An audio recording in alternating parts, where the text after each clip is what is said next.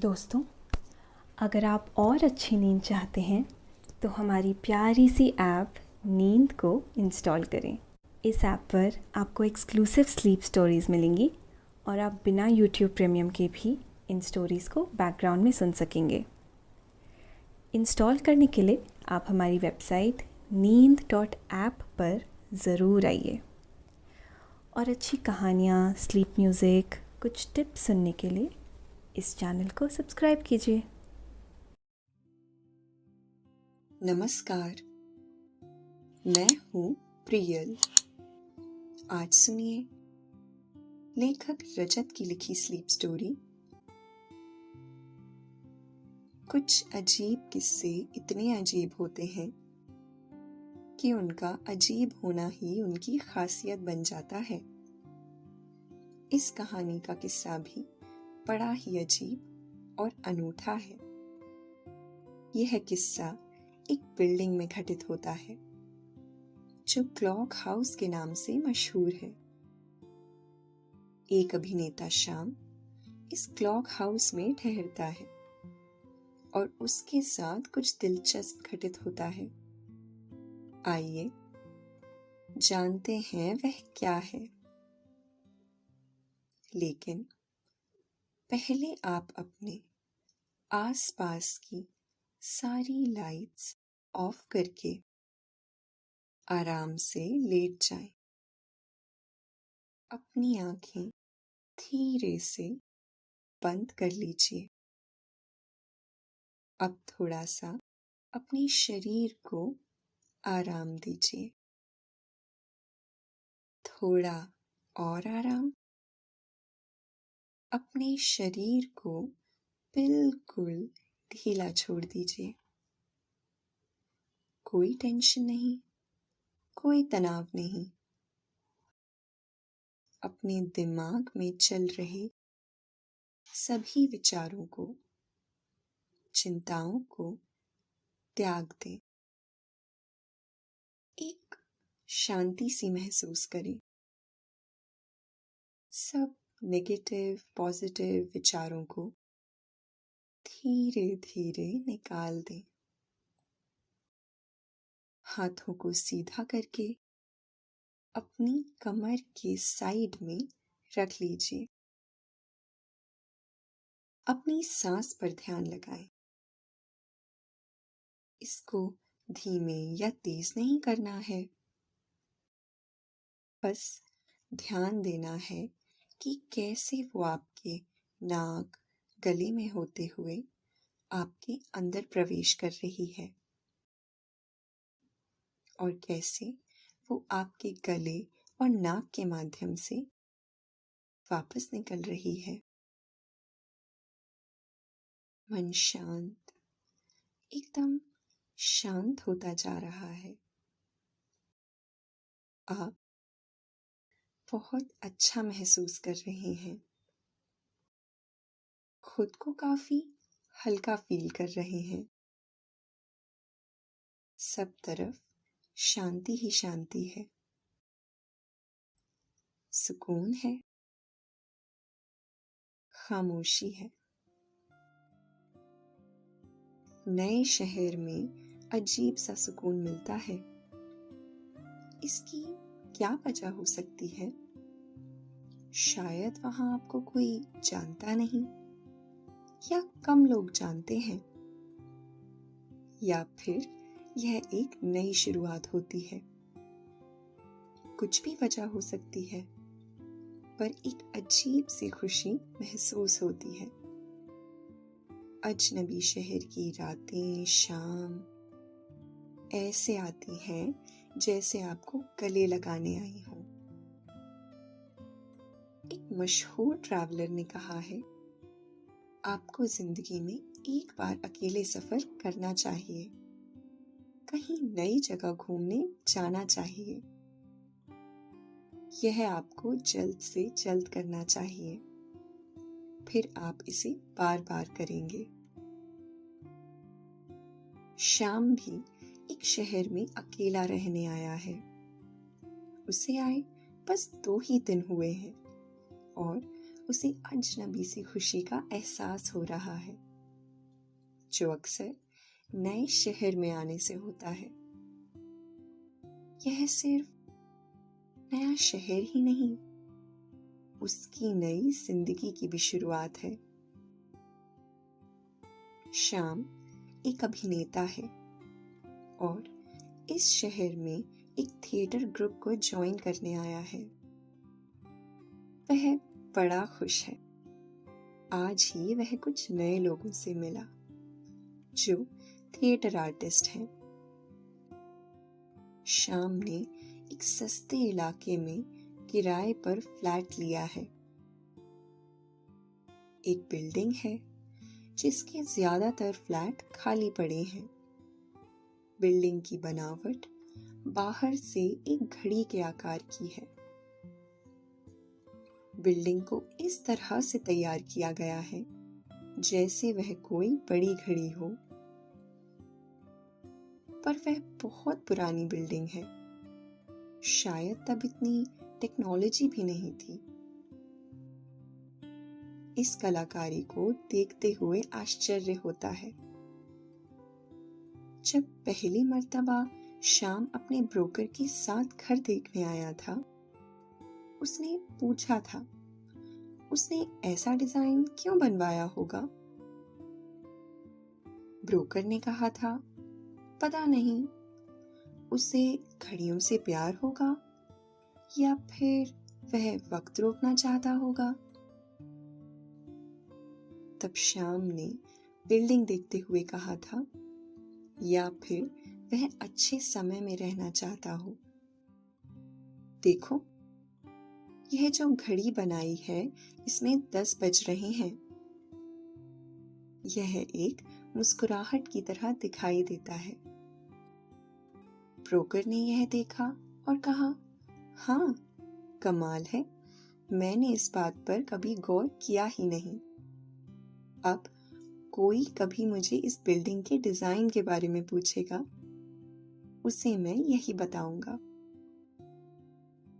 यह इमारत 6 मंजिला की है और श्याम ने 4 नंबर के माले में बना फ्लैट लिया है। दिन भर के थकान और सुकून लिए श्याम अपने घर पहुंचा। उसने दरवाजा खोला, उसे बंद किया और देखा। हॉल में ही कुर्सी पर रेडियो के सामने कोई बैठा है, एक महिला। श्याम ने यह देख हैरान हो गया। फिर उसने घर देखा। यह उसके घर की तरह नहीं था। हालांकि पूरी इमारत में सभी घरों का डिजाइन एक ही तरह का था।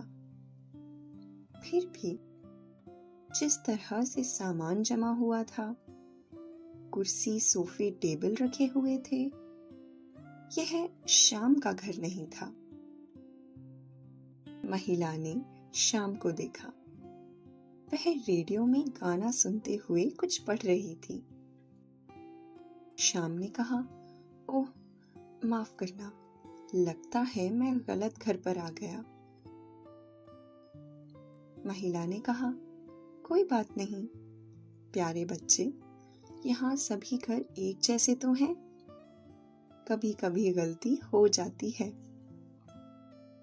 लगता है आप यहाँ नए आए हो, आपको पहले कभी नहीं देखा।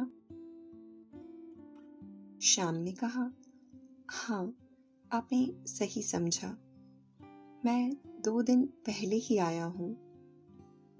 मैं चलता हूँ, आपको परेशान करने के लिए माफी चाहता हूँ।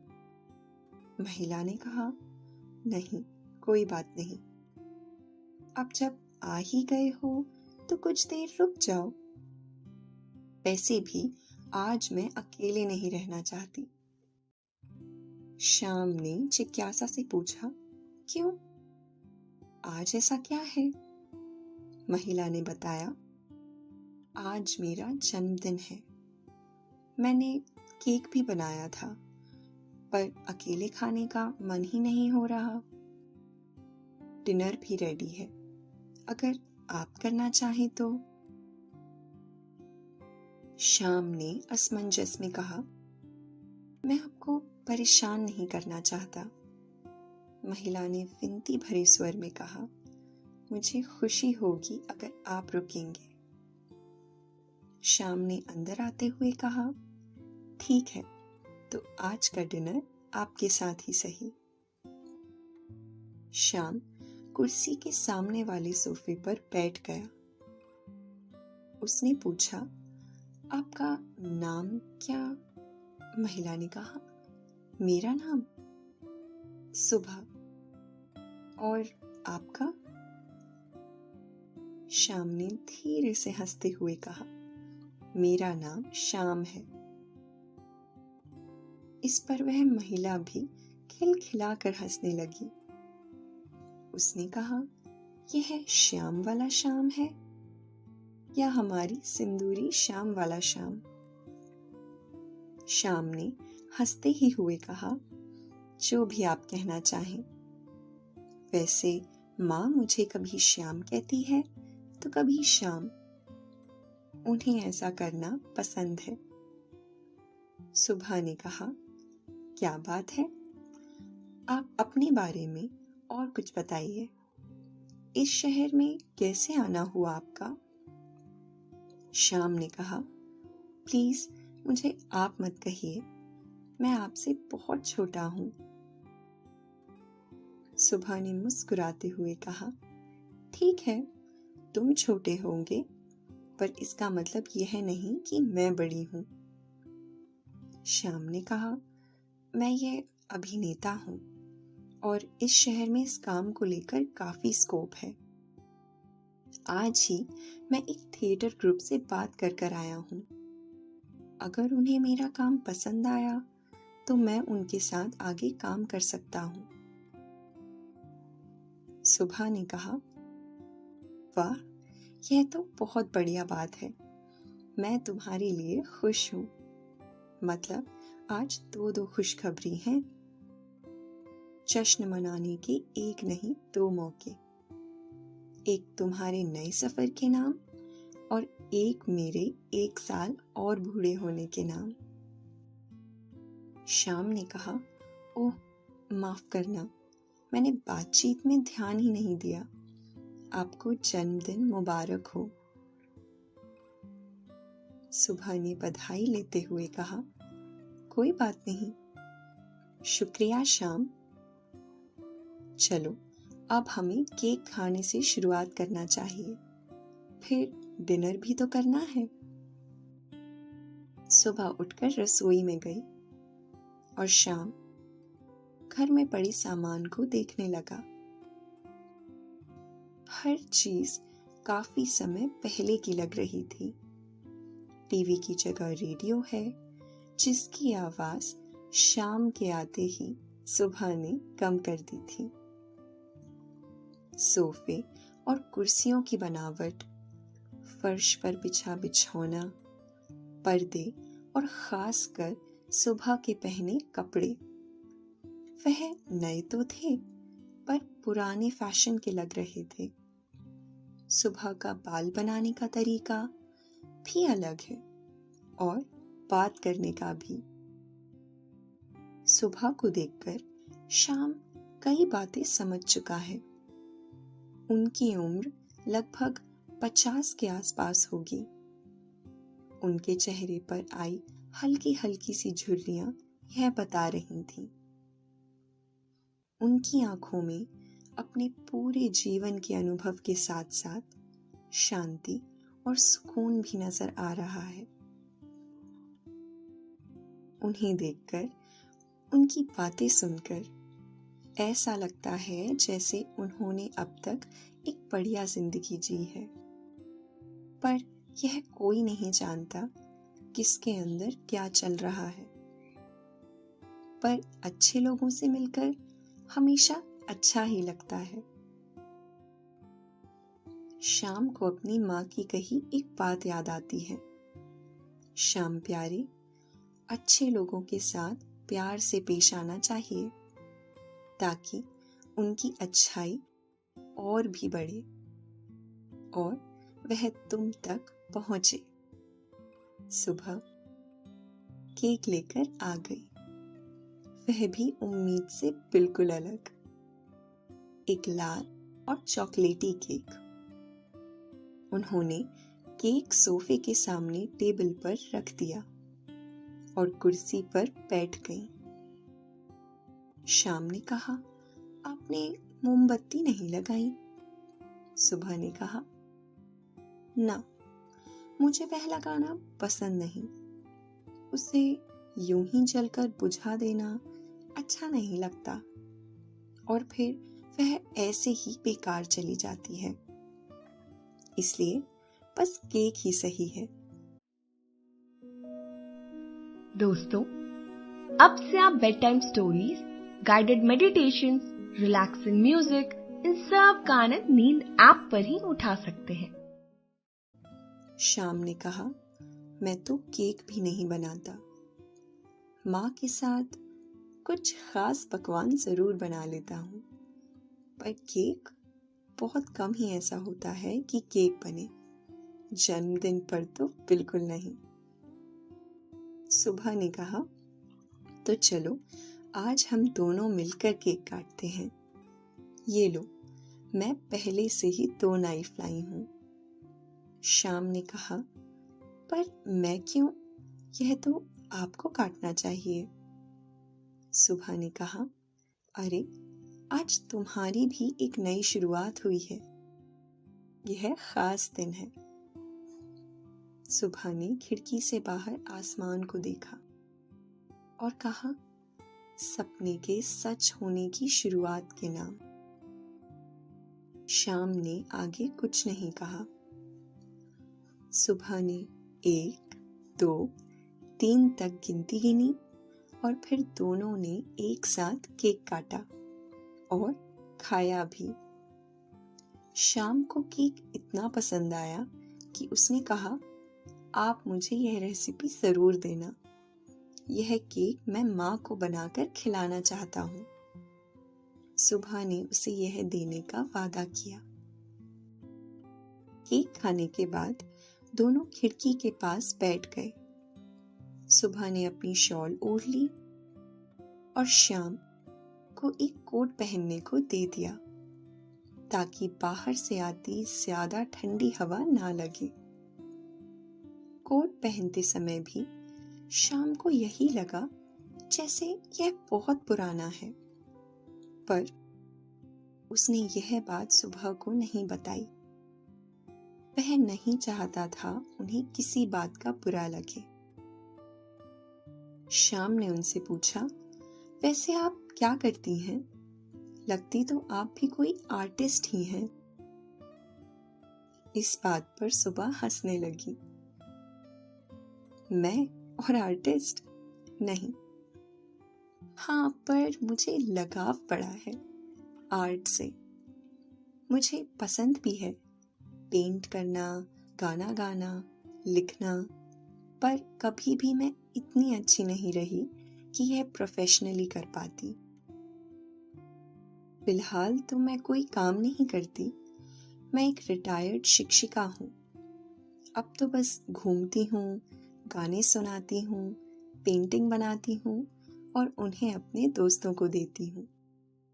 लिखती भी हूँ, पर बस खुद के लिए। वह मैंने आज तक किसी को नहीं पढ़ाया और बस यही मैं करती हूँ। तुम बताओ, अभिनय के अलावा और क्या करते हो? शाम ने खिड़की के बाहर देखते हुए कहा, मैं अभिनय के अलावा और कुछ नहीं जानता। हाँ, कहानियां लिखने की कोशिश करता रहता हूँ, पर वह कभी भी इतनी अच्छी नहीं होती। फिर भी मैं कोशिश करता रहता हूँ। इसके अलावा घूमने का शौक है, पर अभी तक कहीं घूमने नहीं गया। कभी इतने पैसे ही नहीं हुए कि घूमने जाया जाए। अब एक बार अच्छा प्ले मिल जाए तो फिर माँ को लेकर किसी अच्छी जगह जाऊंगा। और हाँ, खाना बनाने का भी शौक है। हाँ, यह एक काम है जो मैं अच्छे से कर लेता हूँ। माँ तो कभी कभी ये भी कहती है, तू शेफ ही बन जा, अभिनय रहने दे। बस अभी तक तो बस यही है। अब आगे आगे देखते हैं और क्या क्या दिल को भाता है। सुबह ने कहा, हाँ, यही सही जवाब है। यह सवाल जब ही पूछना चाहिए जब काफी उम्र बीत गई हो, तभी तो आप अपनी पसंद ठीक से बता सकते हो। सुबह ने कहा, अब डिनर कर लें? शाम ने हाँ कहा। सुबह खाना गर्म करने चली गई। शाम ने बाहर ही बैठे बैठे पूछा, मैं कुछ मदद करूं? सुबह ने कहा, नहीं, आज तो सब तैयार है, बस गर्म करना है। अगली बार मैं तुम्हारे यहाँ आऊंगी, जब तुम खिलाना। सुबह ने खाना टेबल पर सजा दिया और कहा, आ जाओ, सब तैयार है। दोनों डिनर करने बैठ गए। शाम एक के बाद एक सभी पकवानों की तारीफ करता रहा और खाता रहा। दोनों डिनर करने के बाद फिर से खिड़की के सामने बैठ गए। बातचीत के दौरान शाम ने बताया, एक बार मैं गांव के बाहर जंगल में भटक गया था। कायदे से मुझे डर लगना चाहिए था, पर ऐसा नहीं हुआ, बल्कि मुझे इतना बढ़िया लगा। मैंने रात के ऐसे नज़ारे कभी नहीं देखे थे जब मैं छोटा था। सुबह ने कहा, तुम्हारा जन्मदिन कब आता है? उसने बताया, 26 जुलाई 1980। ओह, माफ करना, मुझे सन नहीं बोलना चाहिए था। यही मेरी आदत में बना हुआ है। जब हम कहीं ऑडिशन देने जाते हैं तो हमें यह पूरा बोलना पड़ता है। यह सुनकर सुबह हैरान रह गई। वह कुछ लम्हों के लिए शाम को ही देखती रही। शाम ने उनकी आंखों के सामने चुटकी बजाई तो उन्होंने अपनी पलकें बंद की। शाम ने कहा, आप ठीक हैं? सुबह ने कहा, हाँ, माफ करना, मैं कहीं खो गई थी। तो इस हिसाब से तुम कितने साल के हुए? शाम ने फौरन जवाब दिया, 25 साल। अभी 2005 ही चल रहा है। सुबह ने अजीब तरीके से शाम की बात से राजी होते हुए कहा, हाँ, सही कहा, अभी 2005 ही तो चल रहा है। सुबह ने अपने मन में कहा, यह अजीब है, क्या यह सब सच है? है तो सच ही। अगर सपना होता तो इतनी देर नहीं चलता, पता चल जाता। पर यह भी कैसे संभव है? दोनों बातें करते रहे, ऐसे जैसे एक दूसरे को बरसों से जानते हों। कुछ समय बाद जब शाम ने खिड़की से बाहर देखा तो उसे एहसास हुआ रात बहुत हो गई है।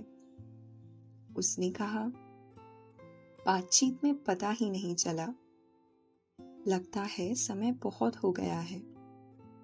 सुबह ने कहा, हाँ, लगता तो ऐसा ही है। शाम ने कहा, मुझे अब चलना चाहिए, अब तो हम पड़ोसी हैं, मिलते रहेंगे। सुबह ने कहा, क्यों नहीं, अब तो रोज मिलना होगा। अगर मैं गलत नहीं हूं तो तुम 406 नंबर के घर में रहते हो। शाम ने आश्चर्य से कहा, हाँ, पर आपको कैसे पता? मैंने तो उसका जिक्र किया ही नहीं। सुबह ने कहा, तुम यह खुद ही जान जाओगे। दोनों दरवाजे के पास आ गए, एक दूसरे के गले मिले और जल्दी मिलने का वादा किया। सुबह ने दरवाजा खोला और टाटा करते हुए दरवाजा बंद कर लिया। वह अब भी दरवाजे के पास ही खड़ी है। उसने दरवाजा सिर्फ अटका दिया, लॉक नहीं किया। श्याम बाहर आया तो उसका ध्यान कोट पर गया। वह यह देना तो भूल ही गया। वह पीछे मुड़ा और दरवाजा बजाने ही वाला था कि उसकी नजर दरवाजे पर लिखे नंबर पर पड़ी, 406। उसने कहा, यह तो मेरे ही घर का नंबर है। उसने आसपास देखा, सब सही था। उसके हिसाब से वह गलत नहीं था। यह उसी का घर है, पर वह अंदर कैसे? उसने दरवाजा बजाया, किसी ने नहीं खोला। उसने आवाज लगाई, पर सुबह ने नहीं सुना। उसने खुद ही दरवाजा खोला और सब कुछ बदला हुआ था। रेडियो की जगह टीवी रखी हुई थी। कुछ भी पुराना नहीं था, सिवाय श्याम के पहने हुए कोट के। श्याम ने घर को देखते हुए दरवाजा बंद कर दिया। उसने कोट की जेब में हाथ डाला। एक कागज की पर्ची उसके हाथ में आई। उसने निकाली और उसे खोली। उसमें लिखा था, मेरा घर नंबर भी 406 है और मेरा जन्मदिन जो हम दोनों ने साथ में मनाया है वह 26 जून 1970 का है। तभी अचानक दरवाजे पर दस्तक हुई। श्याम ने हैरानी से दरवाजे की ओर देखा। फिर से दस्तक हुई। मन में रहस्य लिए श्याम ने आहिस्ता से दरवाजा खोला। सामने सुबह खड़ी हुई है। सुबह ने कहा, तो मेरा अंदाजा सही था। श्याम ने कहा, क्या आप भी वही सोच रहे हो जो मैं सोच रहा हूं? सुबह ने दरवाजे की ओर देखते हुए कहा, यह क्लॉक हाउस हमें समय की यात्रा करवा रहा है। श्याम ने मुस्कुराते हुए कहा, हाँ, यह क्लॉक हाउस ही है। दोस्तों, अब से आप आपकी मनचाही दादी और नानी की कहानियों से प्यारी नींद की कहानियां सिर्फ और सिर्फ नींद ऐप पर ही सुन पाएंगे। तो इसी तरह हमारे साथ कहानियों के जरिए जुड़े रहने के लिए आपकी अपनी नींद ऐप इंस्टॉल करें।